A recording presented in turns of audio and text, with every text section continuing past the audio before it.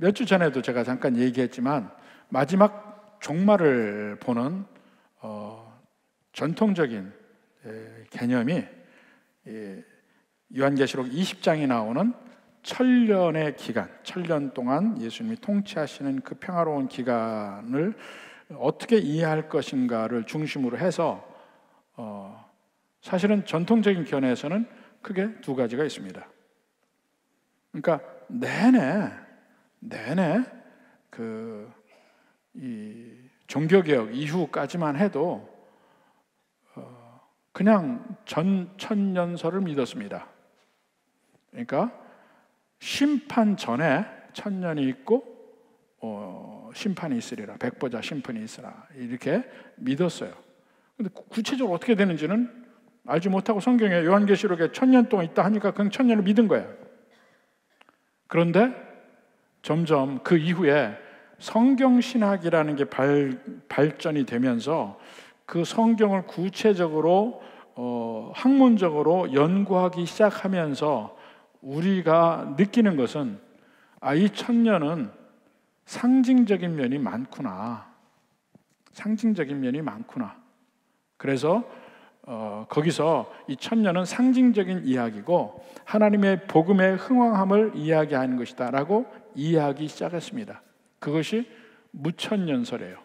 그래서 전천년설과 무천년설 중에서 우리는 어떤 것도 받아들입니다.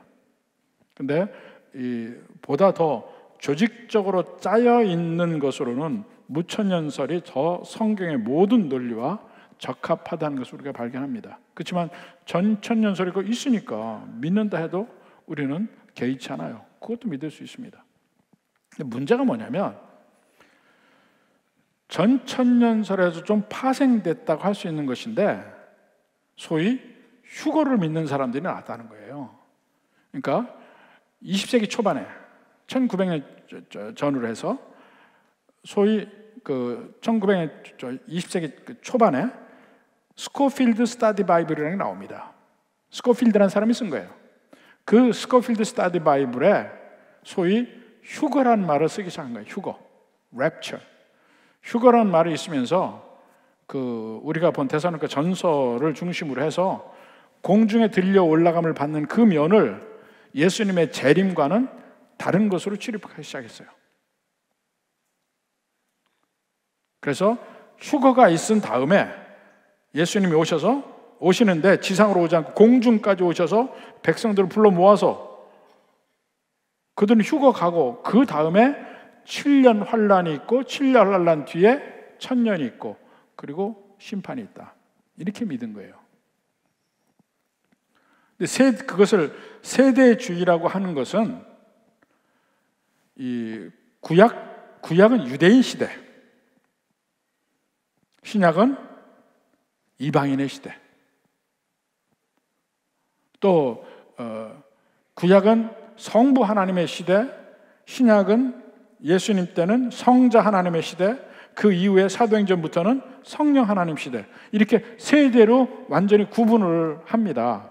그러면서 구약의 유대인의 시대가 아직 7년이 남았다는 거야. 다니엘서 보면 7일이 남거든요. 그것이 요한계시록의 7년 환란이라고 봅니다. 그래서 그 7년 환란이 있고 그 다음에 천년이 있는데 7년 환란 전에 휴거가 있다. 이게 지금 세대주의의 이야기입니다.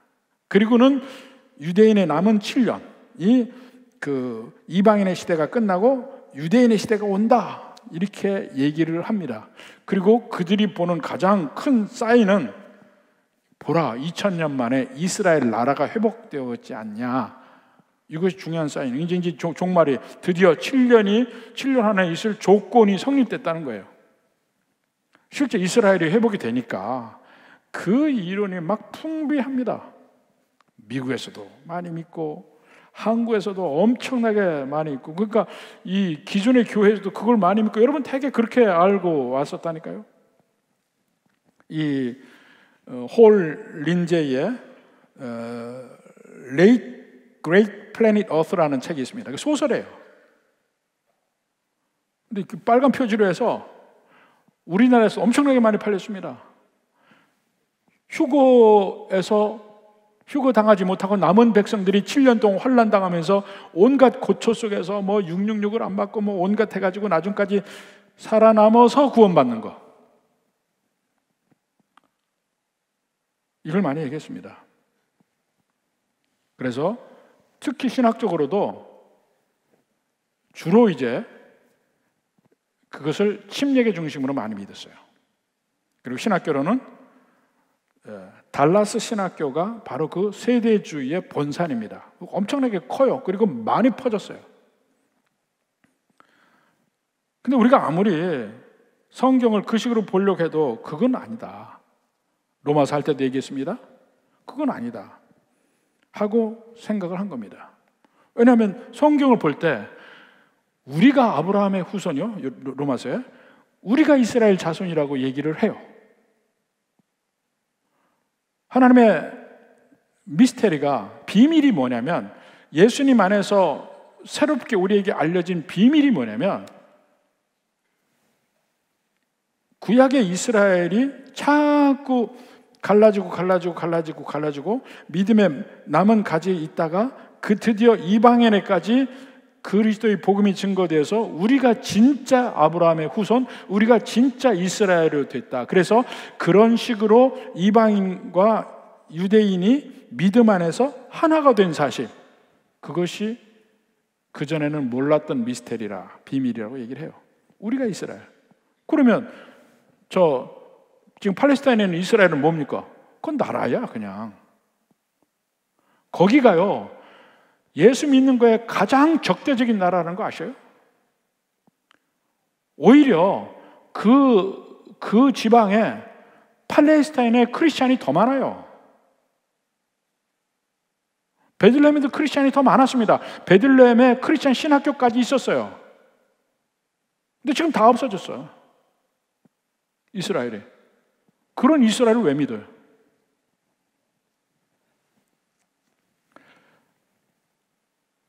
성경 하나하나 로마서에서도 분명히 설명했고 데살로니가 전서에서도 설명을 했습니다. 우리가 믿는 것은 천년을 인정하든 안 하든 간에 예수님의 재림은 한 번 있는 것이고 공중에 왔다 가고 그 다음에 또 오시고, 그걸 안 믿습니다.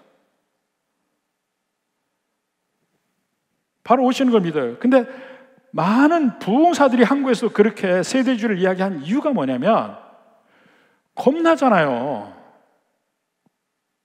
다른 사람 다 휴가 다니는데 나는 남겨진 그것이 겁나는 거야. 그게 성도들을 겁나게 하고 두려워하게 하고, 그러니까 잘 믿어라. 어떻게 됩니까? 믿음 플러스 행위가 들어가기 시작하는 거야. 믿음 플러스 행위가. 잘 믿어야 돼. 그리고 7년 환난 때 혹시 내가 휴거 받지 못했다면 그 뒤에 진짜 잘 견뎌야 구원받아. 이런 얘기예요. 이게 그런 면이 초대교회에도 있었어요. 초대교회도 데살로니가 성도들이, 아니 지금 그 당시에 이 예수님의 재림에 관해서 두 가지 양쪽의 극단이 생깁니다. 하나는 뭐냐면, 이미 오셨는데 모른다는 거야. 이미 오시고 부활하신 부활했고 지금 있는 사람들은 부활 못한 남겨진 사람이라는 그런 말이 퍼졌어요. 그러니까 두려운 거야. 우리 진짜 구원 못 받은 거야? 이게 하나 있고, 또 하나는 이제까지 안 오시는 거 보니까 안 오셔? 그 거짓말이야. 이런 것과 이 두 가지가 있는 거야. 그 두 가지 면이 다 지금 처음 믿은 데살로니가 성도들에게 두려움을 주는 거예요. 환란이 막 있어. 그들이 믿은 지 얼마 되지도 않아. 근데 막 환란이 있어요. 그러니까 그들은 혼란스러운 거야. 아니 누구는 지금 이미 부활이 끝났다고 얘기하는 사람들도 있고, 그럼 우리는 뭐야? 부활 없다 하는 사람도 있고, 그럼 우리는 뭐야? 지금 환란 속에 있는데, 그 사람들을 향해서 바울이 지금 쓰고 있는 겁니다. 그러니까 본문에서 두 가지 이야기예요. 첫 번째 1절에 보면, 형제들아, 우리가 너희에게 구하는 것은 우리 주 예수 그리스도의 강림하심과 우리가 그 앞에 모임에 관하여. 지금 재림 때잖아요. 강림하심과 우리가 그 앞에 모임, 그 앞에 믿는 백성들이 모인다는 거야. 그러니까 모일 때는 다 서로 알게 되겠죠. 몰래 와서 누구는 없어졌는데 나는 모른다, 그런 일은 없다는 거야. 믿는 백성들이 함께 모인다는 겁니다. 모인 게 과에서는, 자, 2절에 영으로나 또는 말로나 우리가 받았다는 편지로나 주의 날이 이르렀다고 해서, 이미 과거형이에요. 이르렀다고 해서 마음이 흔들리거나 두려워하거나 하지 말아야 한다는 거예요. 지금 이 사람들은 누가 가르치는 거예요? 이미 임했어, 끝났어. 그게 두려워지는 거예요. 마음이 흔들리는 거야. 그러지 말라 이겁니다. 자, 그 당시에 보면, 자, 이들은 믿음이 연약하죠. 성경도 직접 그들이 보고 확인할 수 있는 것도 아니에요. 성경은 실제 믿는 보통 성도들에게까지 성경이 오게 된 일은 극히 최근이에요. 성경이 없었어요.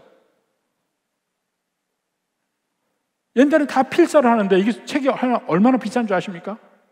필사를 하는 책들. 겨우겨우 우리나라도요, 일제강점기에 성경 전체가 아니고 쪽복음이 나왔어요. 저희 증조 할아버지가 예수님 믿는 분도 아니에요. 그런데 서예가였습니다. 서예가이고, 그 당시 고종 황제에게 명암이라는 호를 받은 분이에요. 호를 받은 분이에요. 그래서 사실 이쪽에, 호남 쪽에 감사로 오거나 이렇게 오면 저희 증조 할아버지께 인사를 왔대요. 책이 어마어마하게 많이 있었어요. 저도 나중에 뒤늦게 가서 몇 권을 전해받고 제가 찾아서 뽑았습니다. 그 중에 별 진귀한 책도 다 있어요. 주역을 해석하는 책도 있고, 그 중에 쪽복음도 있었어요. 마가복음, 누가복음, 그것이 하나하나 따로따로 책으로 되어 있어요. 그게 쪽복음이에요. 그러니까 저 증자분들 그걸 봤다는 거예요. 여러 책들을 보면서. 근데 그것조차도 인쇄라는 것이 발달하면서 생긴 거예요. 저번에도 얘기했죠. 구텐베르그가 금속활자 발명한 게 얼마나 큰 거였다는 걸. 그게 성경을 퍼뜨리는데 결정적인 역할을 하는 거니까. 그전에는 없었어요. 그러니까 성경의 말씀, 이 성경의 진리도 우리처럼 찾아볼 수 있는 게 아니고 모르는 거야. 누가 그렇게 듣는 거야, 그냥. 그런데 이미 부활이 지나갔다고 얘기하는 거야. 그들에게 심각한 일이죠. 부활이 지나갔으면 우리 뭐하러 믿어? 디모데후서 2장 17절 봅시다. 그들의 말은 악성 종양이 퍼져나간과 같은데 그 중에 후메네오와 빌레도가 있느니라. 그들이 뭐라고 했냐면, 진리에 관하여는 그들이 그릇되었도다. 부활이 이미 지나갔다 하므로, 부활이 이미 지나갔다는 거야. 그럼 남은 사람들은 뭐예요? 어떤 사람들의 믿음을 무너뜨리느니라.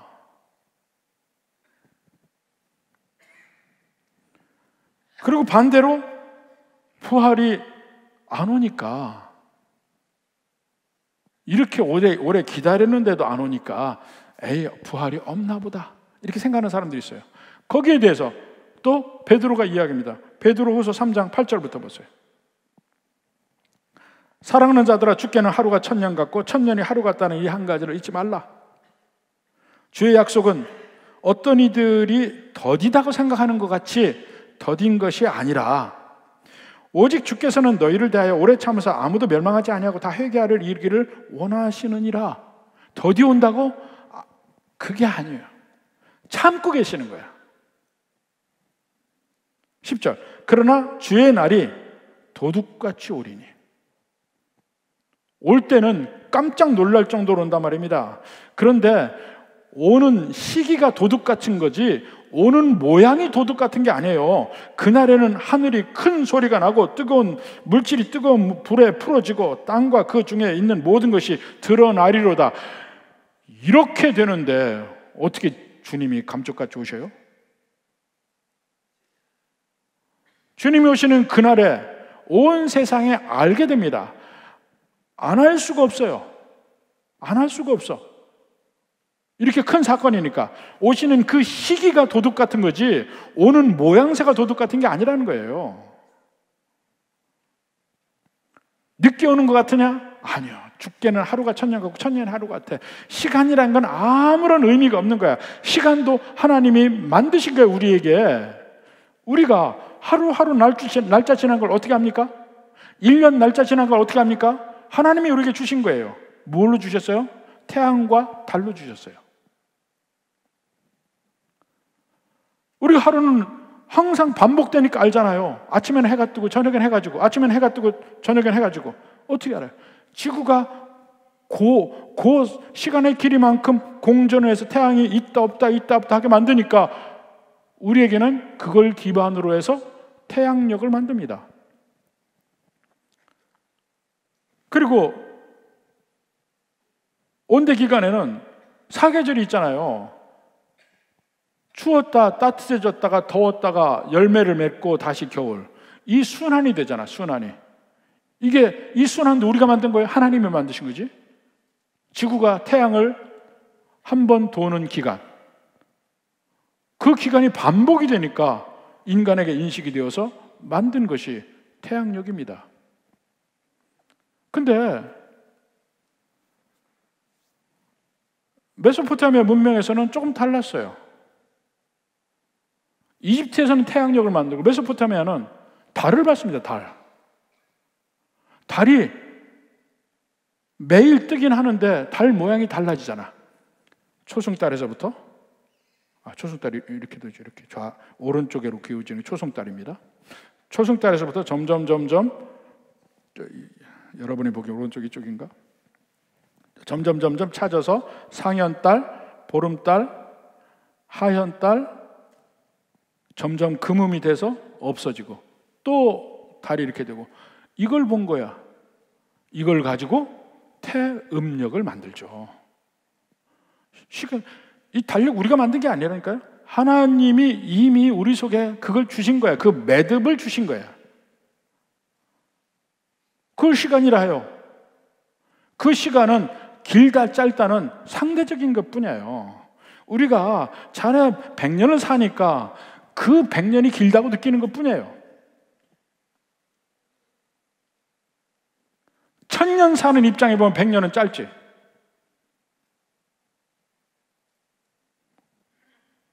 항상 보면 여러분 개하고 같이 살다 보면 개가 먼저 죽죠? 개가 먼저 죽어요. 10년 살면 개는 100살이요. 그들을 볼 때 인간은 안 죽는 존재 같으지. 이렇게 시간은 상대적인 거라니까. 그러니까 더디다. 그러니까 1000년이 하루 같고 하루가 1000년 같은 게 바로 그런 얘기입니다. 시간은요, 영원과 순간밖에 없어요. 영원하지 않은 건 다 순간이야. 100년이 되든 1000년이 되든 언제나 지나가 보면 아무것도 아닌 안개 같은 거야. 베드로가 그 얘기를 한 겁니다. 심지어 어떤 사람은 예수님은 영으로 오신다. 보이지 않는다. 재림을 하시는데 보이지 않아. 이렇게 얘기하는 사람들도 있습니다. 1800년대 찰스 러셀이라는 사람이 그 얘기를 했어요. 1874년에 재림을 하셨는데 세상에서는 1941년에 알게 됐다, 이렇게 얘기를 했는데, 그걸 라더포드 판사라는 사람이 받아가지고 아니 1914년에 왔어요. 그리고 막 퍼뜨리면 주님 이미 이 세상에 왔고 1000년은 이 세상에서 1000년이 있어요, 여기에 1000년이 있을 것이다 하고 막 전파를 했어요. 그 믿는 사람들이 지금 한 700만 이상이 됐습니다. 그게 여호와의 증인이야. 여호와의 증인. 여호와의 증인은 이 세상에 천년왕국이 있다고 하는 거예요. 그러니까 초대교회 성도들이 혼돈하죠. 이미 왔다, 안 올 거다. 그들에게 바울이 하는 얘기입니다. 3절에도 보면 미혹되지 말라고 이야기해. 누가 어떻게 해도 너희가 미혹되지 말라. 먼저 배교하는 일이 있고 저 불법의 사람 곧 멸망의 아들이 나타나기 전에는 이 날이 이르지 아니한다고 얘기해요. 그러니까 먼저 배교하는 것과 불법의 사람이 나타나기 전에는 그날이 없어요. 이 얘기 뭡니까? 거꾸로? 그날이 왔냐 이거예요. 그날이 왔냐? 안 왔잖냐. 배교라는 건 뭐냐면요, 배교는 안 믿는 사람이 믿는 사람 공격하는 게 아닙니다. 배교는 믿음의 공동체 안에, 교회 안에 있다가 교회를 이탈하면서, 교회를 배신하면서 교회를 거꾸로 공격하는 게 배교예요. 그렇게 된 일이 지금 없잖냐 이거예요. 지금 대사하는 성도들에게. 그럼 배교하는 일이 없었잖냐.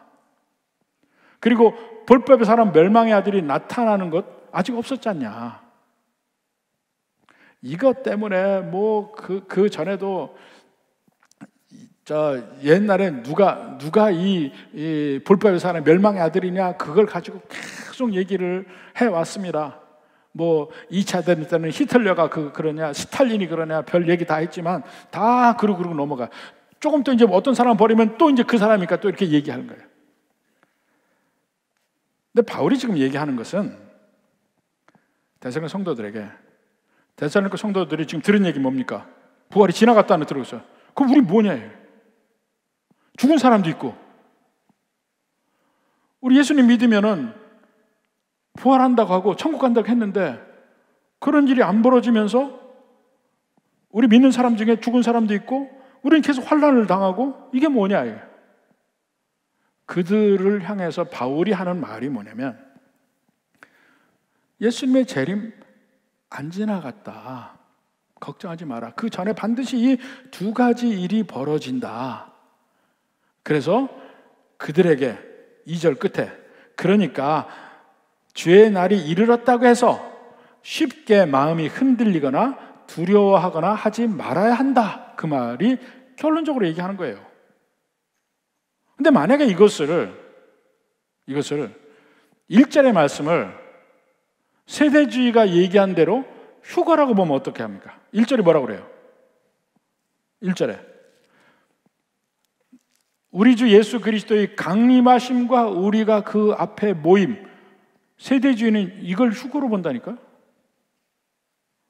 그럼 이제 논리가 이상하게 꼬이기 시작합니다. 어떻게 꼬이냐면, 세대주의 역사적 순서, 말하는 순서는 제일 먼저 휴거가 있어요. 휴거. 그 다음에 7년 환란이 있고, 예수님이 오셔서 1000년이 있고 심판이 있는 거야. 세대주의 얘기하면. 근데 심판 전에, 예수님이 재림하여 심판하기 전에 배교가 있고 불법의 사람이 나타나는 것이 나오지 않냐? 아직 안 나왔잖냐? 그러니까 예수님이 오시는 것은 아직 아니다라고 얘기를 하는데, 지금 이 사람들의 관심이 그 앞에 휴거라면 휴거에 대해서 위로를 줄 말이 없어요. 휴거가 먼저 있고 그 다음에 배교하는 일이 있고 멸망의 사람이 나타나는 거잖아. 이 사람들이 아직 안 나타났으니까 안심해라. 앞에 휴거는 논리가 안 된다니까요.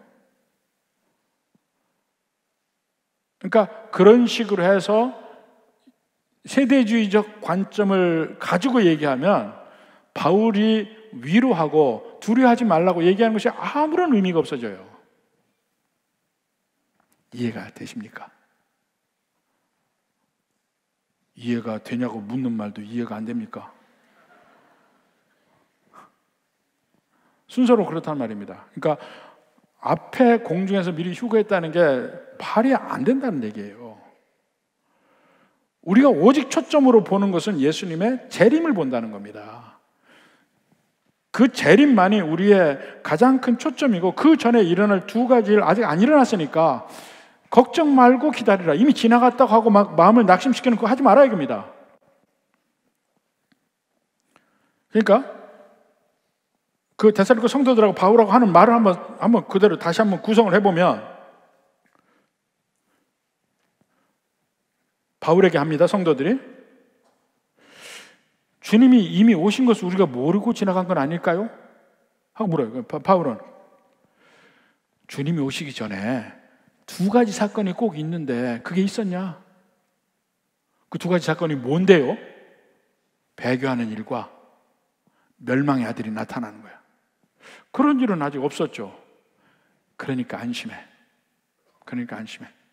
아직 주님은 오시지 않았고, 그 전에는 이 두 가지 징조가 나타나니까 그것만 보면 돼. 걱정하지 말고 지금의 환난 잘 견디고 가라. 그렇게 얘기한 거예요. 그래서 미혹되지 말라. 누가 어떻게 하여도 너희가 미혹되지 말라. 이 기독교 역사를 보면요, 그때부터 후메네오 빌레도 이후 그 종말을 이야기하면서 사람들을 미혹하는 일이 너무나 많았습니다. 너무나 많았어.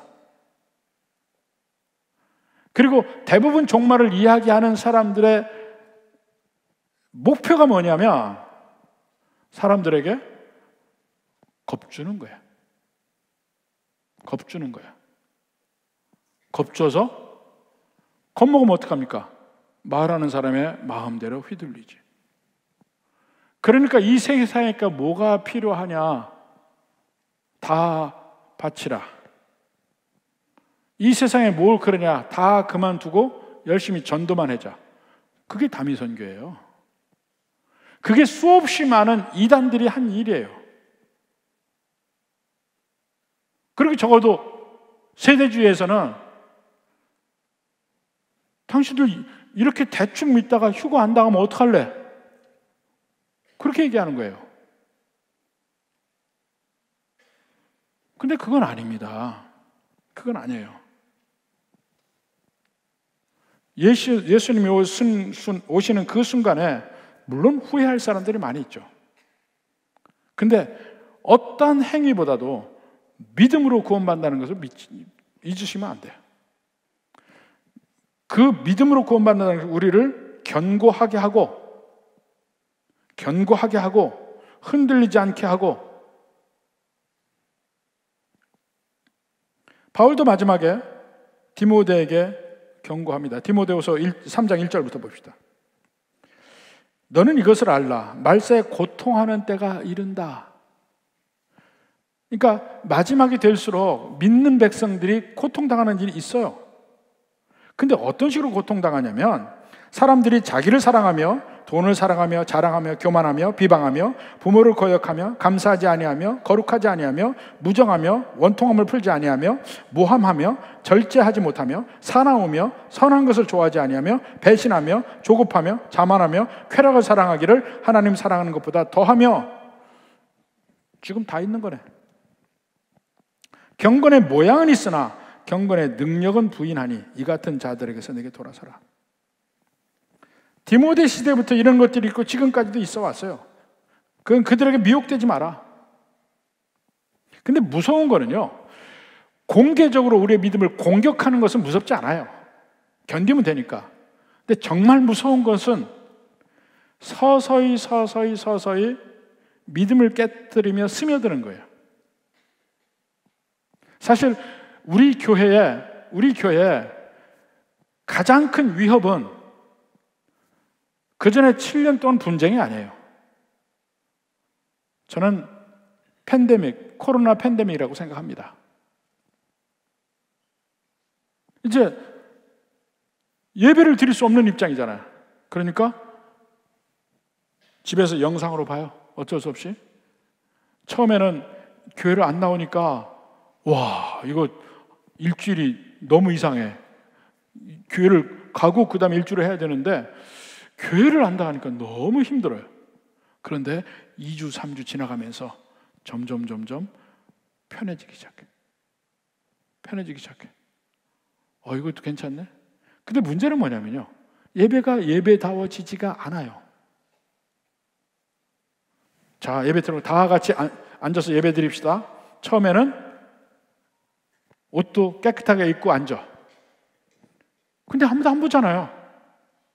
나중에는 그냥 파자마 입고 앉아. 그러다가 부엌에 무슨 일 있네. 갔다 와. 다 틀어는 있어. 왔다 갔다 집안일도 다 하고 내가 하고 싶은 일 다 하고 틀어는 있어. 다 끝나면 예배 끝났다. 나 예배 봤다. 예배 드렸다. 안 드렸어요. 그런데 예배 틀어 있었으니까. 그러면서 점점 예배 드리는 면이 약해지기 시작해. 성경 보는 것도 점점 약해지고, 기도하는 것도 약해지고. 그래서 이제 웬만하면 쉽게 나중에 영상으로 예배 드리면 되지. 그렇게 하고 교회로 빠지게 돼. 이렇게 서서히 멀어지는 것. 이게 사실은 지금 더 두려운 일입니다. 1년 전에 이제 다 오픈이 되면서 여전도 이제 주방일, 식당일 합시다 하니까 얼마나 하기 싫어 했는지 여러분 기억하세요? 안 하다가. 지금은 아니잖아요. 너무들 잘해요. 열심히 잘하려고 노력해. 남자분들도, 우리 남자분들도 많이 오고 감사해요. 근데 그동안에 다시 원래의 신앙의 상태로 돌리는 것이 굉장히 힘든 일이에요. 그게 사실 점점 서서히 멀어지고 하는 게 더 무섭습니다. 자, 먼저 히브리서 10장 봅시다. 10장 36절부터 봅시다. 너에게 인내가 필요하면, 인내는 다른 말로 하면 믿음이에요. 믿음의 특징은 인내입니다. 믿음은 바라는 것도 실상이요, 보지 못하는 것의 증거니. 안 보여요. 바라는 거야. 시간차가 있어요. 지금 현재 나와 내가 원하는 것을 받을 때와 시간차가 있어요. 그 시간차를 메꾸는 게 인내요, 믿음입니다. 너에게 인내가 필요하면 너희가 하나님의 뜻을 행한 후에 약속하신 것을 받기 위함이라. 행한 후에, 잠시 잠깐 후면 오실 이가 오시리니 지체하지 아니하시리라. 잠시 잠깐? 아닌데, 아무리 기다려도 안 오시던데. 근데 지체하지 아니하시리라. 이게 무슨 말입니까? 항상 우리가 원하는 때는 지금인데 하나님은 꼭 나중에야. 근데 딱 하나님의 때에 뭔가 이루어지는 그 때를 보면 가장 적절한 때 그것이 이루어진다는 걸 알 수가 있습니다. 그것이 바로 지체하지 아니하시리라 하는 얘기예요. 하나님의 때가 와서 보면 늦은 게 아니야. 또 빠른 것도 아니야. 가장 적확한 때에 오신 거예요. 그 말입니다. 그리고 그때가 딱 되면 이게 바로 잠시 잠깐 후구나 라는 걸 얘기할 수 있어요. 100년이 되든 1000년이 되든요, 지나간 세월은 잠깐입니다. 앞으로 남은 게 힘들다고 느낀 거지. 그래서 잠시 잠깐 오면 오시리가 오시리니 지체하지 아니하시리라. 나의 의인은 믿음으로 말미암아 살리라. 나의 의인은 믿음으로 살리라. 어디 나옵니까? 하박국서 2장에 나온 말이에요. 하박국 선지자가 이야기합니다. 아니 하나님, 왜 이렇게 이스라엘 백성들이 믿는 백성인데 왜 이렇게 이 안에 악이 많습니까? 하나님 왜 이걸 내버려 두십니까? 하박국 선지자가 하나님께 기도합니다. 하나님이 대답하죠. 걱정 마라. 때가 되면 이들을 심판할 때가 오리라. 내가 저 멀리에서 갈대아 사람들 준비해 뒀느니라. 아니 하나님, 그 갈대아 사람은 우리보다 더 악한 사람인데 그들의 손으로 우리를 심판하신다고요? 그들도 때가 되면 또 심판할 거야. 그러면서 하나님이 하박국에 하는 말씀이 오직 의인은 믿음으로 말미암아 살리라. 하나님이 마지막 그 모든 일을 청소하고 정리하고 하는 그 날을 기다리며 결국 그 날이 올 것이라는 걸 알고 늦는 것 같지만 그때가 되면 정말 가장 확실하고 좋은 때 오셨다는 걸 알게 된단 말입니다. 그것을 바라고 사는 것을 오직 의인은 믿음으로 말미암아 살리라 라고 얘기하는 거예요. 여기도 그렇게 얘기합니다. 나의 의인은 믿음으로 말미암아 살리라. 또한 뒤로 물러가면 내 마음이 그를 기뻐하지 아니하리라. 믿음으로 사는 백성들은 물러나지 않고 환난이 있어도 그냥 참고 견디면서 하나님이 내게 예비하신 그 길을 가는 거야. 뒤로 물러가면 하나님 기뻐하지 아니하시리라. 은근히 캥기죠. 은근히 캥겨. 바로 그 뒤에 바울이 얘기합니다. 39절에 우리는 뒤로 물러가 멸망할 자가 아니요 오직 영혼을 구원함에 이르는 믿음을 가진 자니라. 다시 한번 위로하고 확신을 줍니다. 흔들릴 때도 있죠. 넘어질 때도 있죠. 그러나 결국은 우리는 승리합니다. 결국 우리는 믿음으로 구원받기 때문에 우리가 행하는 게 아니기 때문에 우리는 승리할 수밖에 없어요. 우리 심령 속에 성령이 계시기 때문에 우리는 승리할 수밖에 없어요. 다시 한번 힘을 북돋우고 그러니까 우리 힘을 내서 가자. 마지막 우리 부족한 부분은 주님께서 이루십니다. 그게 십자가예요. 그러니까 우리가 쓰러지고 넘어지고 지고 다치는 일이 있더라도 다시 한번 주님을 향해 갈 수 있는 이유는 주께서 이미 이루셨기 때문에 소망으로 가는 겁니다. 부디 우리 성도들도 이 세상에 당하는 온갖 환난과 어려움이 있다 할지라도 뒤로 물러가지 않고 끝까지 주님을 붙들고 함께 천국 가는 성도들 되기를 주님의 이름으로 축원합니다.